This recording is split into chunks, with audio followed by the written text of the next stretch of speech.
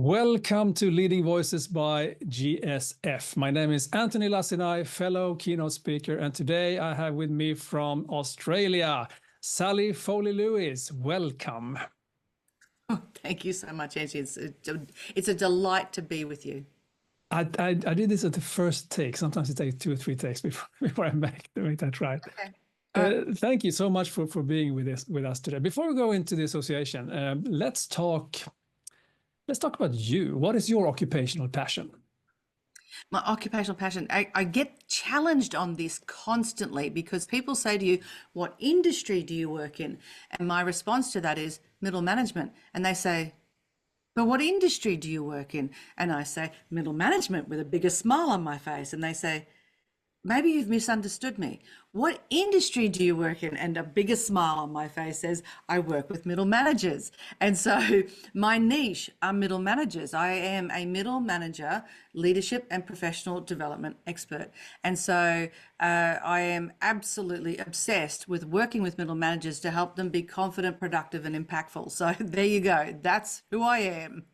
I'm glad that we record this because you're a kindred spirit to me. So now I can find a way to spin that in my own direction. Thank you for that. How long have you been doing this? How long have I been doing? Okay. Without the plastic surgery, 20 something years. Let's just say 20 something years. You're experienced and an expert in this in the area. And now, if I understand it correctly, you're the president of PSA. Correct. Yes, I've been honoured and privileged to, in March 2025, step into the role of national president. I was the vice president for 2 years, which is a little bit of a new concept for good old PSA. So yes. All right, we probably need to talk about next year as well, 2026, when you will host the GSS, but we'll take that later. Tell us what's the best thing about Professional Speakers Association in Australia. One of the things I love about what PSA offers that is slightly different to other organisations that offer educational programs around the business and the craft of speaking is that we have community. And I absolutely love how our members have got spaces and places in which to be collegiate and to feel safe about asking questions in a non-competitive environment. You know, we have very clear speaker standards, and that helps us to make sure that we are not pitching at each other, we don't steal each other's IP, but we can walk into a PSA, a Professional Speakers Australia environment, and know that I'm standing opposite, probably, you know, outside the room, a strict competitor, but inside the room, we can have that chat. We can feel free to be raising each other up and to be supportive of each other. And I love that sense of community and connection where that doesn't exist in other spaces and places where, for example, more commercial environments who are providing educational programs like what we do. I so recognize this from my own association as well in Sweden, but also in VSAI and the other ones that I've interviewed as well. This seems to be a recurring theme, this collegial, almost family-like style that we share. I love that. What can we, the rest of us, learn from you guys? What are you doing that you believe is really good and valuable for others to perhaps copy? Well, I think one of the things that is quite interesting, particularly BC compared to AC, and when I say that, I mean before COVID and after COVID, because the reality is that's kind of a line in the sand in a lot of ways for a lot of organisations. You know, we were all hit hard, we all felt it, we all lost members, or we all had people needing to do what they needed to do to survive. And since then, one of the things that I have found really quite empowering and quite impressive around Professional Speakers Australia is that while we scrambled to have a full board directly after COVID, we have had a lot of our amazing long-term members step up and say, let me step into leadership. And we've really consolidated this whole concept of investing in strategy. And while we all know this in a lot of other fields and a lot of other areas of our life, when we step into our volunteer world, we sometimes forget to bring that wisdom with us at times. And what I love is that we've brought that wisdom with us and said, right, we need to bed down what we need to do in order to revitalize who we are, how we do it, why we do it, and really create a strategy. And so my predecessor, Gary Edwards, CSB, who sat in the president's role for 2 years, we took to him this whole idea of making sure that our board actually came together physically, face to face, in the room, which costs money.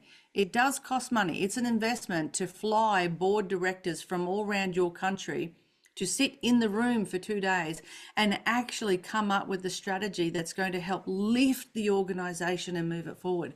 And we were able to do that and create a strategic plan that was all about fixing things, then embedding those fixes, and then growing the organization. And I think that was instrumental in setting us up for ongoing success. And it was scary because we haven't been in the room together for a long time. And even before COVID, the board hadn't come together physically for a while.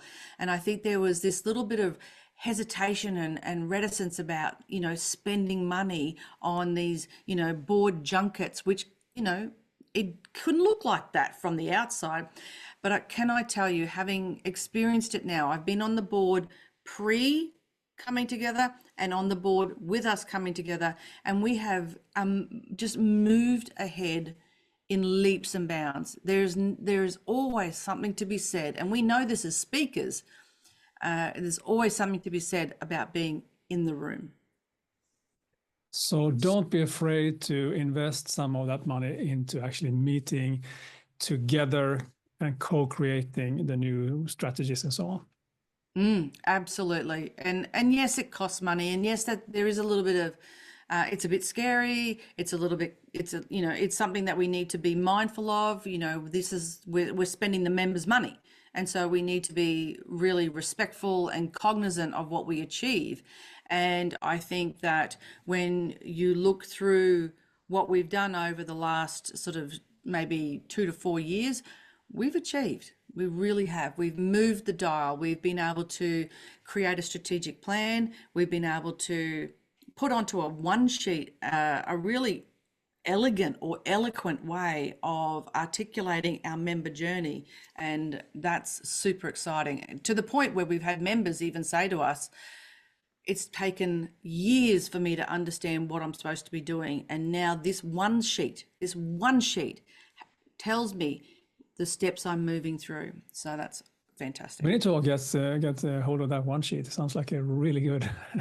It's very simple. Like, let me tell it to you now. It's so simple. It's, in Australia, we have associate members, professional members, and certified speaking professionals. And then we have CSP sages. And it's simply, what do we offer at each level? And it's about moving that through, and then being really clear about what program suits what level of membership. And that's all it is. It's as simple and as complex as that. Reach out to Sally or to the representative at the GSF board, which is Amanda Lambros, CSP, is your GSF representative. Yeah, that's right. Yeah. And if you want that one sheet, you can get inspired by it for your own association. I would like to copy as well. That sounds like absolutely good. President at professionalspeakers.org.au. Happy to share. Sounds really good. Okay, so that's something that you have done well. You invested the time. Also, I mean, all of the board members are also investing a lot of time. So it's not like they're just going to dinner. It's like they spend their own work hours on this as well. We all know that. We respect it and appreciate it. What would you say is still on the agenda when it comes to perhaps a challenge that you are facing, that you're addressing right now? I think one of the biggest challenges is actually the they're the little things in the back end. It's, when we go out on stage, we've got front of stage and we're all dolled up and we look great and we're well prepared. We know our stage, we know our audience, but behind the curtain, it's a whole other story, right? And I think we've got some of the behind the curtain elements. We've got questions around how do we ensure our database is as accurate and as tight as we want it to be in order to help inform us of certain things. We've got, a member directory situation that we're looking at and assessing and evaluating. We want to make sure that also one of the things that we're doing is, while we have our beautifully articulated member journey on one side, then how do we also encourage people to step into service and do a leadership journey and take those steps as well. So, we've got still things to look at and to fix and to do. We absolutely want to look at the pre-COVID database and say, come on back, come and rediscover Professional Speakers Australia and look at what we've been doing ever since you've had to step out. And the reality is, many people had to step out. The circumstances were what they were, and so how about we just extend our arms and say, come on back and check us out. So there's lots of elements to look at and to fix and to work through in order to work through our strategic plan of fixing, embedding and growing. How would you say that what is it that you do when it comes to, for instance, inspiring and encouraging people to take on a leadership role? Is there something specific that you are doing from an almost action perspective?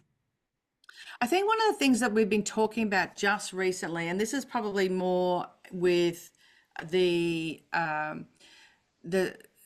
board level, is that in all honesty, since COVID, because we went totally online, one of the things that happened in Australia was that the chapters across our states, because our geography is huge and we have chapters, and so COVID comes along and we moved into more of an online national approach, and then borders open, we can go back to being face to face, and the board at the time was dealing with how that happens. And one of the things that just seemed to happen at the time was that the chapters just plodded along and dealt with what they could deal with.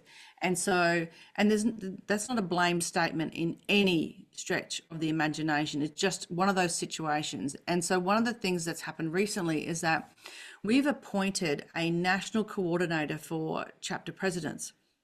And what that has allowed and what that has enabled and empowered is that someone who's been a chapter president, someone who understands that link between chapter presidents and the national board and a broader strategy, has been able to onboard chapter presidents, be the support person, and been able to help them really hit the ground running in events and member services at that local level, without making the board be pulled down into operational matters.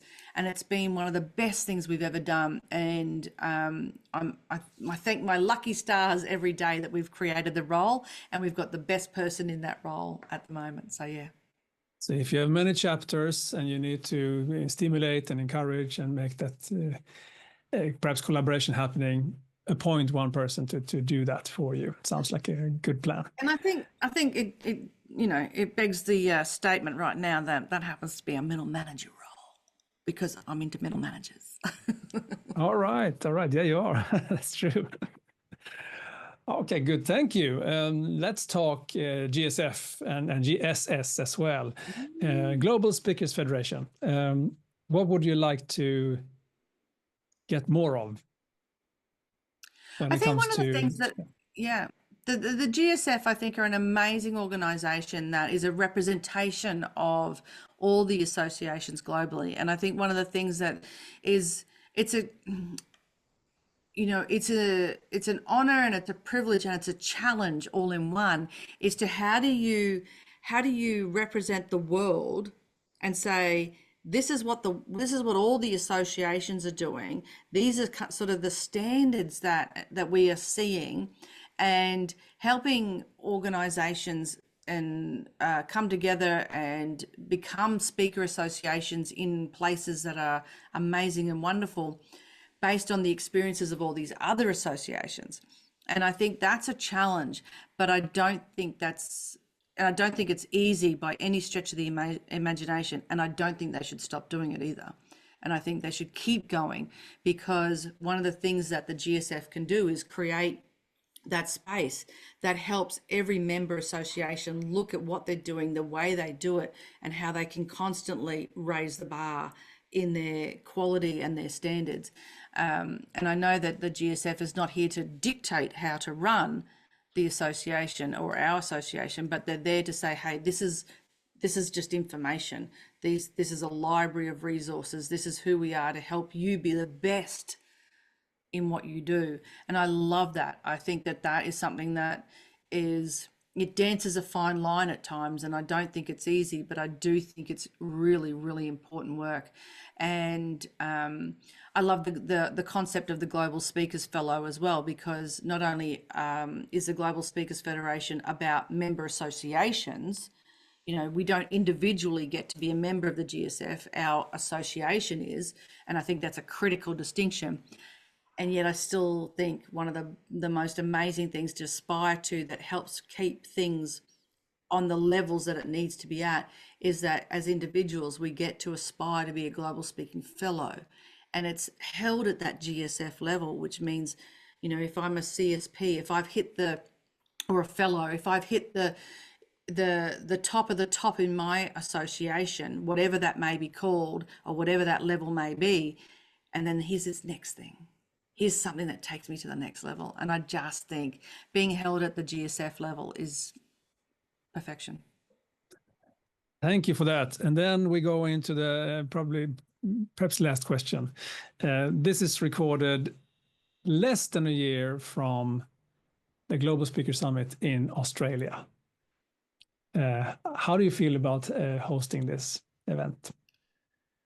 I'm super excited. I think one of the things that I love about my own experience coming through Professional Speakers Australia, starting out as National Speakers Association of Australia, is that every convention I've been to here in my own home country has blown my mind. I have enjoyed every single one I've been to, and I've been a member since 2010.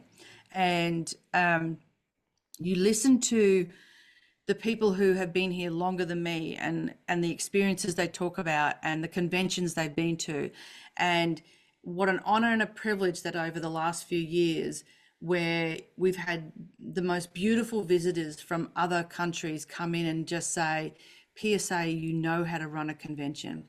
And I've never run a convention. I'll put my hand up to that. I know how to delegate, but when visitors come and they have the time of their life, it absolutely fills my heart up with confidence and joy and responsibility that PSA, working with the Global Speakers Federation, are absolutely going to knock it out of the park in 2026 in Cairns, Queensland, Australia. And one of the things I just said recently at a professional speakers chapter event was, how you go to your own country's events and you've just had a convention and someone says, oh, that's the best convention we've ever had. And then somebody says, oh, you can't say that, because what about the previous convention? Well, I think, yeah, you can, because last year everyone said that was the best convention we ever had. And so one of the things I think we need to think of is this mindset shift to say, if that was the best convention, they've set the bar this high, which means next year it's going to be this high. So Bali, GSS 2024, we're coming for you. Which was a good one, by the way. Sally, we will meet each other in Cairns soon enough then. And I hope many of you who's watching this as well will. It's been a pleasure talking to you. Any question I forgot to ask that I should have asked you as well? Any questions from me to you? No, from me to you that I should have asked you, that I didn't. Oh, that's a brilliant question. I often ask that as well, and now you've stumped me. You can say no, it's okay. No, I think that's fine. The question, I think if there's any question, so okay, ask me again. Here's a question I was going to ask you instead. What is your vision as a president of PSA? My vision, this is funny because I was asked this recently, and my response was, and I'm a little bit cheeky, I'm a little bit naughty, and my response was not to stuff it up. And so, and what I mean by that is we have a strategic plan. And so my job is to actually stick to the plan. One of the things that I think happens that can become troublesome for some associations, and it's not just speaker associations, it's all member-based associations, is that we get presidents who step into the role and feel a pressure, or there's an expectation that they need to make their mark, they need to do something, and they actually inadvertently can undo a lot of good work that's been done.